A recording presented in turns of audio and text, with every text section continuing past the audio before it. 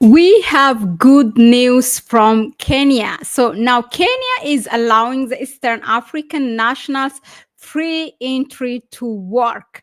It also has introduced new other rules for foreigners which are outside of the Eastern African nationals, how they can work in Kenya in different class of visa, providing with different types of payment. Now, this news came on Friday from the Prime Minister, which also holds the Foreign Affairs Minister position from Kenya, introducing this new rule. Already, Uganda and Rwanda are ahead of Kenya, providing free entry for work for Eastern African nationals. Now, Kenya is the third country in the Eastern African community, allowing Eastern African nationals to work for free.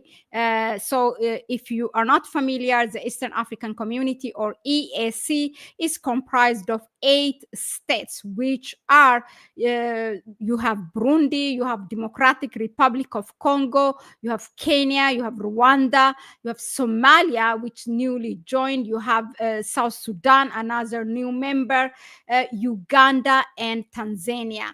So Somalia and DRC and South Sudan joined recently. So these are the communities of East African community, or in the region. So what does this free visa for Eastern African national says in detail, because it has also some other details for foreign nationals. So let's go and see it. So Kenya allowing this makes it in a way that it also reciprocates what it is signing a memorandum of understanding with few, actually less than a handful of African countries, for free exchange of workers to Kenyans to be allowed to work in those countries. For example, with Ethiopia, it has such memorandum of understanding, or if I'm not mistaken, it's in progress, that allows Kenyans to work in Ethiopia.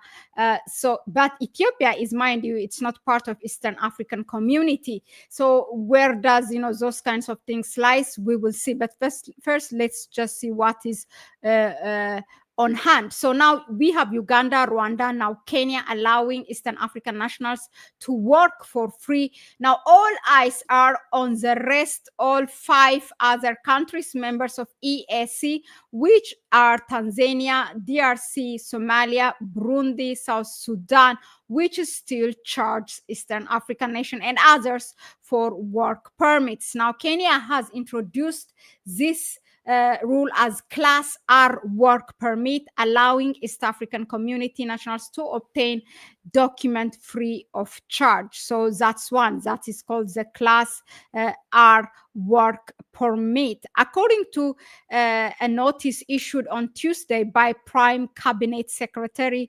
Musalia Mudavadi, who is also a foreign minister, now he said EAC citizens will only need to prove of citizenship, that they are citizens of either of those 7 member states of the EAC. Kenya joins Rwanda and also Uganda, the other EAC partner states, that has abolished work permit fees for East African nationals.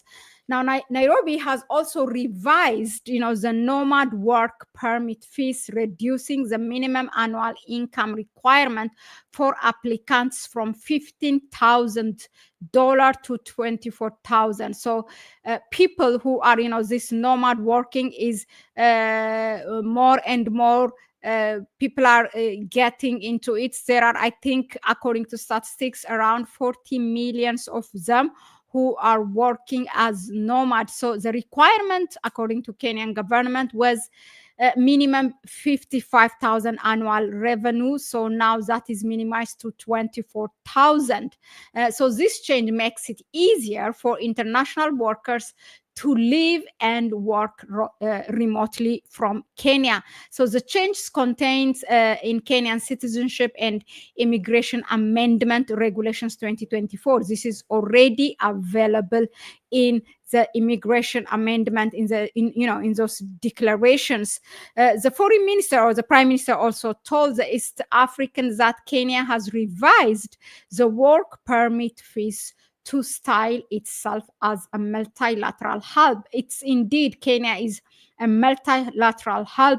You see a lot of foreign nationals working in Kenya. So according to different people who are working as foreign workers in Kenya, they have introduced different work permits. You have the one for EAC nationals, which is free. You have for the nomads. You have for the United Nations workers or international organizations. You have those working for religious organizations or charitable one. So for all this, they have introduced different one. So, for example, apart from the UN, the World Bank office in Nairobi is the largest outside Washington from the United States one. So it is the hub for the whole continent. Our policy, this is what the Prime Minister is saying, our policy is to leverage these opportunities that explains one of the classes of work permit in changes. So now the new Class R permit is meant to harmonize fees for citizens of the Eastern African nationals. Yeah, so citizens of the EAC, to allow EAC integration to work better. Now, Uganda and Rwanda have been doing it and have been ahead of us. That's what the minister said. So now each and every type of work permit, nomad visa. Now for the nomad visa, the new permit combines investors, skilled workers, traders, and farmers under a single simplified category as defined in the Eastern African Community Common Market Protocol. So the nomad visa is for those in the digital space. So they are trying to make, according to him, Nairobi or Kenya as the ICT hub of the continent. He also said they have opened a virtual university in the University of Konza. So they say they are building the blocks towards that direction. So a major change is also introduced by the regulation, the introduction of a new permit category, Class P, which is employees for international institutions such as UN, diplomatic missions, and international NGOs. So this permit fee is $200, and it's also charges $1,000 per year. Professional working for religious and charitable organizations will pay 1 million Kenyan shilling. Now the rest is on the other countries, the 5 that is Tanzania, DRC, Somalia, Burundi, and South Sudan. Will they follow the footstep of Kenya, Rwanda, and Uganda, or will they continue to charge? That is something to be seen in the future. But let's give you an example. For example, Tanzania charges $2,000 for Class A, which is a residence permit issued for foreigners intending to invest in the country. Now, Tanzania has also a Class B permit for expatriates and like rare professionals that are not, that are not cannot be found with amongst Tanzanians. So that Class B is $1,500. That is the charge, and these things are renewable, so they have to pay whether it's every year or 2 years. And then the third one, it is a Class C work permit, which a Class C permit, which is for students, researchers, volunteers, which are all foreigners, of course, regardless of Eastern African or other countries. So these are $500. That's what Tanzania charges. I don't know for the other one, but for the other ones, but this is, at least it gives you an example. So what's being charged now?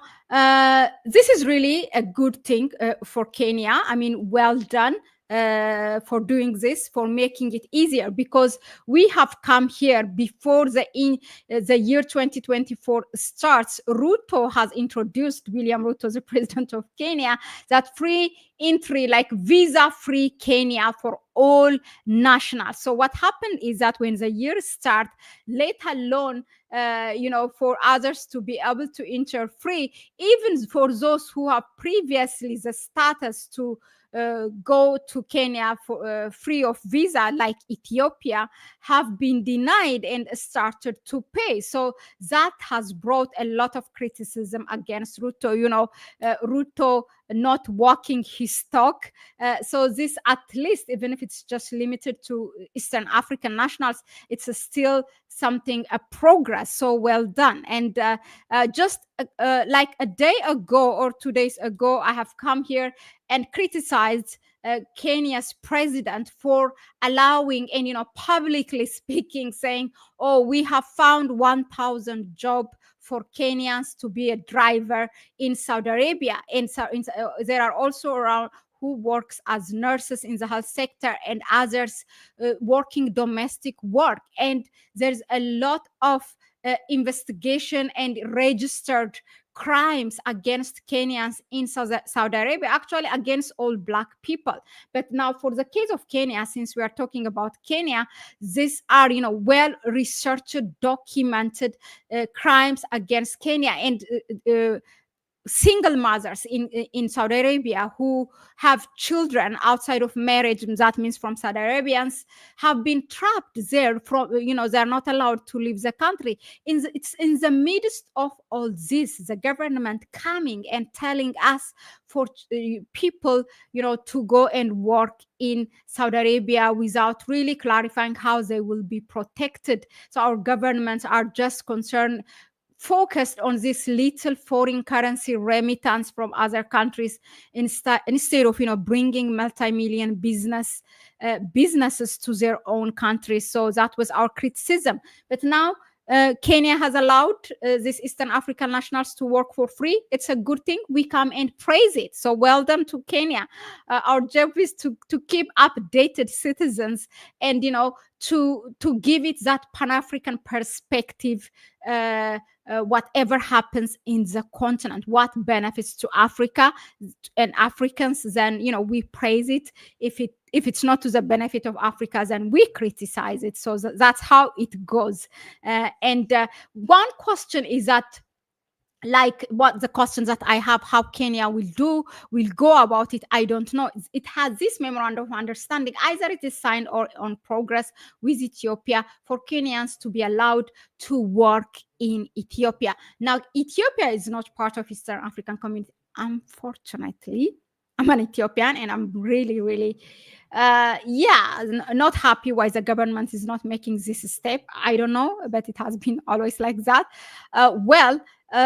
Now, how is it reciprocated? What are they going to, will they allow Ethiopians to work for free in Kenya? That's something. Those of you, if you are Kenyans, and if you go through that amendment, please let us know in the comment section, for this question. Other than that, well done. And, share your view. What do you think of this move by the Kenyan government?